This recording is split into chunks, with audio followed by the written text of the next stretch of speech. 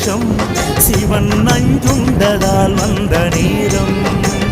நாம் செய்த தீவினைகள் யாவும் அந்த பிறை சூடன் அருளாலே தீரும்.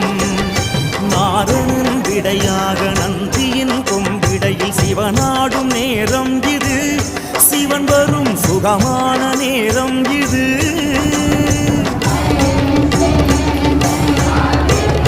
கருணாகரன் சுத்த சிவமானவன் கருணை பொழிகின்ற நேரம் இது. வரம் தருகின்ற நேரம் இது.